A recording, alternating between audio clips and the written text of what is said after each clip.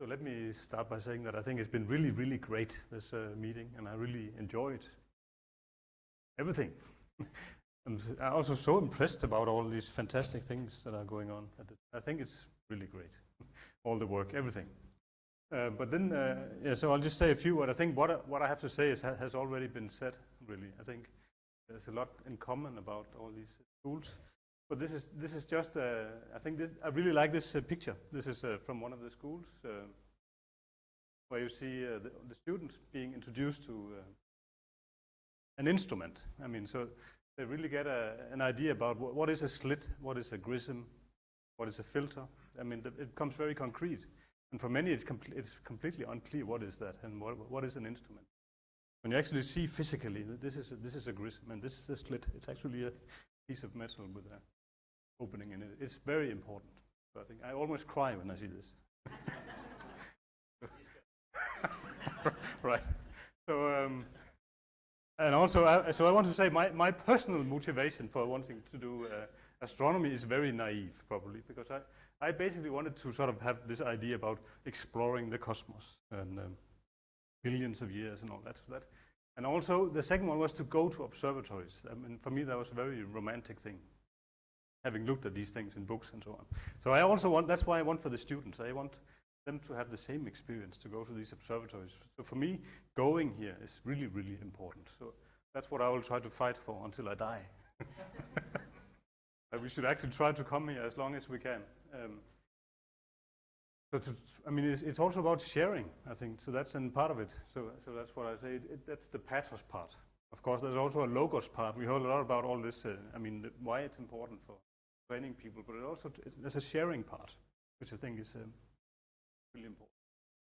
So I was hired in 2004, and we started having school in 2007. So we really have had these schools at the Nord for many years. So I try to count. I think it's about 200 people, somewhere between 150 to 200 people from Denmark. So it's probably close to 1,000, I guess, if you take all the people from, I don't know. Certainly it's many hundreds, I guess, from all the Nordic countries. In the beginning, the Danish course was for KU students, but then for the last, I don't know, 8 years, it's been a common Danish school with people from all the Danish universities. And the structure is very similar to what we just heard in the course we have. So we try to start, I mean, they should try to think about what they would like to do, just have ideas. Jesus Christ. I mean, think about what would they like to do? Is there something they're interested in? Just being something. And then when they have thought about the ideas, let's see whether it comes back. Do you think it will come back?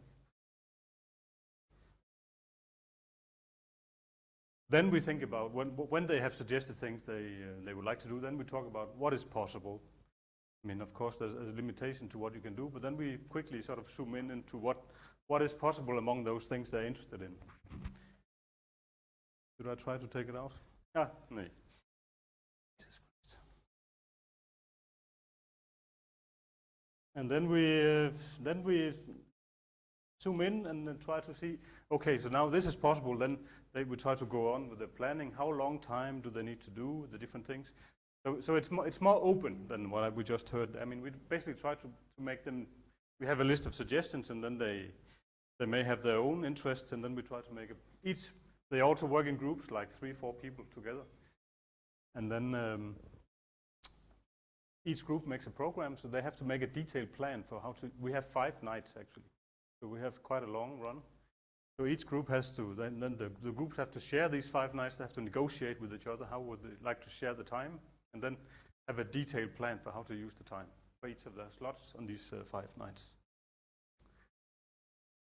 Right. So that we do before we travel down here. So we have a week where we do all this planning and make detailed target list, upload into the system, and make OBs so we have them ready. And then we fly down here a few days before we start observing, so they can get used to the night.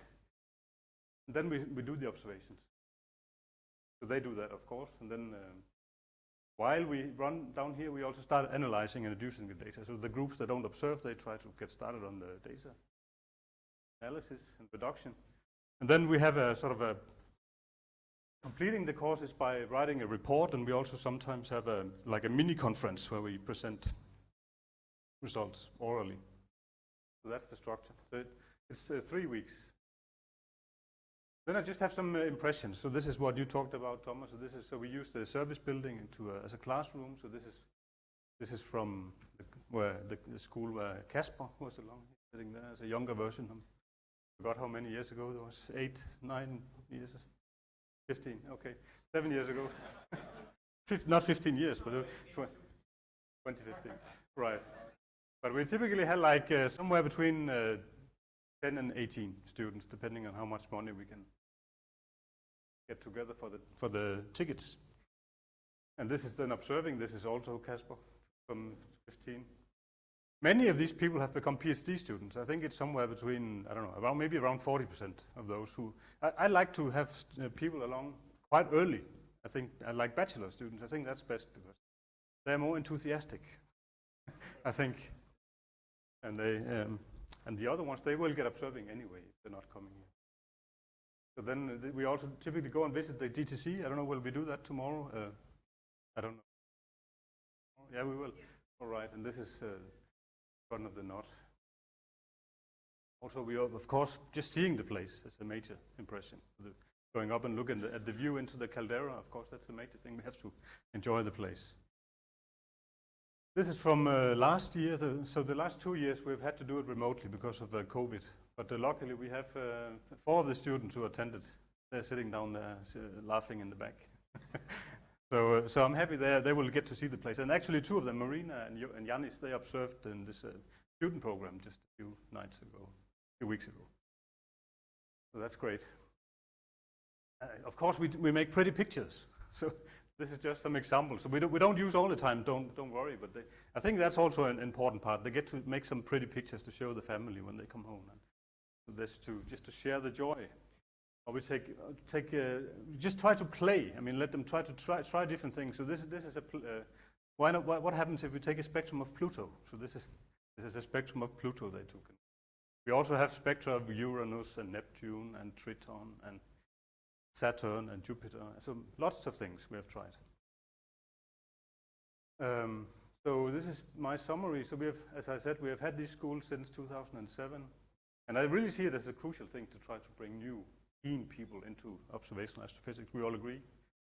And it has happened often that I meet people who took this course like 12 years ago, and they say, I still remember this was really important for me, even though they have left astronomy. So I think it's also important just to tell people who go out in society, they have an idea about what is astronomy in a completely different way, much more deep.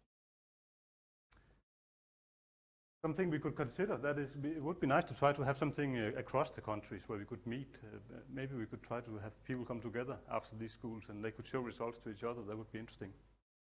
Also to have students from the different countries get to know each other. That would be nice. We have really a lot of data sets. So, I think another thing we could consider was to make sort of a library of data sets. So we have lots of like rotation curves for spiral galaxies, planet transits, supernova. I mean, they often try to classify new supernova they find on this new supernova page. So we have lots and lots of data sets of supernova that could also be used for various kinds of projects. Quasars, candidate quasars, take spectra of those and try to see, is it a quasar or is it a star, or what is it? So we have lots of those. So sharing those things, that could be another thing we could do to help each other, I think. So if anyone is interested in a data set, we have lots and lots and lots of interesting things that could be used for various kinds of projects. Also just for making pretty pictures of various kinds of nebulae and galaxies. And the last thing I would like to, that was already touched upon by Mattia. Was it Matthias or Mattia? Mattia. Sharing tools. I think that would be nice. I mean, I thought it's great what you had there. We also have some Python things for alpha data reduction, something called PyReduc, call it, on GitHub. And there's this, I mentioned this earlier, PyNot is another thing on GitHub that Jens Christian Kroager made for data reduction of alpha data. So sharing these facilities or these different things would be, I don't know how to do it concretely. We could have some kind of we have to set up some kind of web page or whatever, maybe a sub page on the not page where we could say, here we can share things for educational purposes. I think that would be very useful. That's what I had. Thank you.